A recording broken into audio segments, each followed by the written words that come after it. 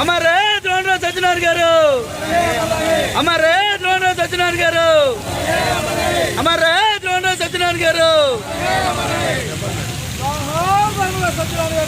జోహార్ జోహార్.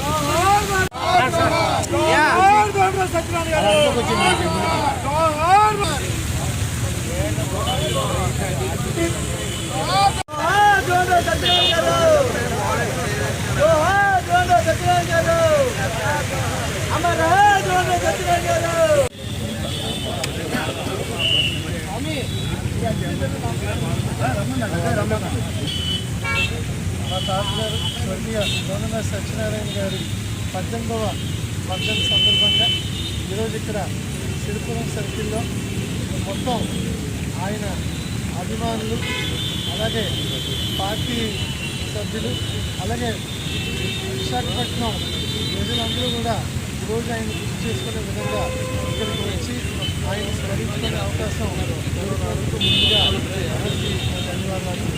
ఈరోజు కార్యక్రమానికి సీనియర్ నాయకులు చంద్రదాస్ గారు కానీ, అలాగే కుమార్ గారు కానీ, అలాగే అప్పుడు న్యాయవాది గారు మా కేవీ రామ్మూర్తి గారు కానీ, అలాగే విశాఖ దక్షిణ నియోజకవర్గ మా అభిమానులు, కార్యకర్తలు, అలాగే శ్రేయోభిలాషులు అందరూ కూడా ఈరోజు ఈ కార్యక్రమానికి వచ్చి సత్యనారాయణ గారిని స్మరించుకోవడం విధంగా ఎందుకంటే ఆయన ఉత్తరాంధ్రకి చేసిన సేవలు మనందరికీ తెలుసు.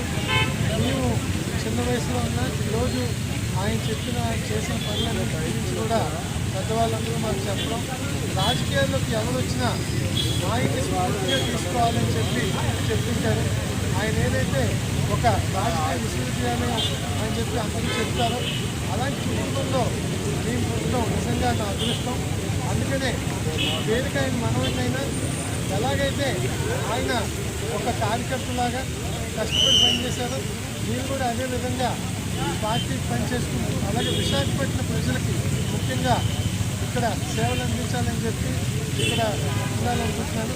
ఖచ్చితంగా ఈరోజు మా కుటుంబానికి అందరికీ కూడా ఇక్కడ ఏదైతే అందరూ వచ్చి ఇలాగ అండగా ఉంటున్నారో ఎప్పటికీ వాళ్ళని మేము మర్చిపోమని చెప్పి మరొకసారి చెప్పి కార్యక్రమానికి ఇచ్చేసినందుకు మరొకసారి ప్రజలందరికీ ధన్యవాదాలు తెలుపుతాను. ఈ అవకాశం వారసులు మాట్లాడడం చెప్పినందుకు ఆయన విశాఖపట్నానికే రాజకీయంలో మొక్క 1978 తర్వాత హిందూ శాసన సభ్యుడు, 77లో తెన్నేటి విశాఖ గడగడ ఆడించినటువంటి మహాబిందుడు పార్లమెంట్ సభ్యులు, విశాఖ నగరాన్ని పుట్టించినటువంటి రాజకీయ బిడ్డ, విశాఖపట్నం వారసులు. నగరాన్ని 1980లో విశాఖపట్నం నగరాభివృద్ధి సంస్థకి మొట్టమొదట వారి చైర్మన్గా ఎంఐపీ కాలేజ్ కానీ, సీతమ్మగారు కానీ, విశాఖపట్నంలో నగరాలన్నిటికీ కూడా ఒక ప్లాన్ ప్రకారంగా తీర్చిదిద్దినటువంటి మహానాయకుడు, గొప్ప నాయకుడు. ఓ పల్లెల్లో పుట్టి ఉత్తరాంధ్ర ఒక్కదానికే పరిమితం కాదు, రాష్ట్రాన్ని తన భుజాల మీద వేసుకుని ఢిల్లీలో తన కళను ఇప్పినటువంటి రాజకీయ మేధావి.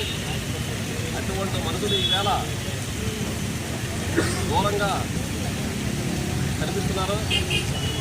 ప్రజలకు సమస్యలు ఉంటే ప్రజల్లో కలిసిపోయే మనిషి ద్రోణరావు సత్యనారాయణ గారు. ఆ రకంగా ప్రజాభిమానం పొంది రాజకీయాల్లో బ్రహ్మాండమైనటువంటి రాజకీయ రంగాన్ని ప్రవేశించి విశాఖపట్నంకు ఎదురు తీసుకుంటున్న మధ్యాహ్నం తెలియజేస్తూ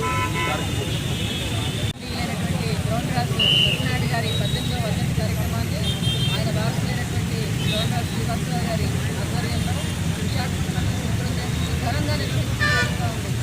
ఉత్తరాంధ్ర జిల్లాలకే కాదు, గల్లీ నుంచి ఢిల్లీ వరకు కూడా ఆయన నినాదం, ఆయన వాయిస్ అనేటువంటి ఒక మహోన్నతమైనటువంటి ఈరోజు ఉత్తరాంధ్ర జిల్లాలో ఉన్నటువంటి ప్రతి నాయకుడు కూడా ఆయన శిష్యులు, అంతమంది శిష్యులు తయారు చేస్తారు. ఒక రాజకీయ ద్రోణాచార్యుడు, రాజకీయ విశ్వవిద్యాలయంలో ఆయన నడిపినటువంటి విధానం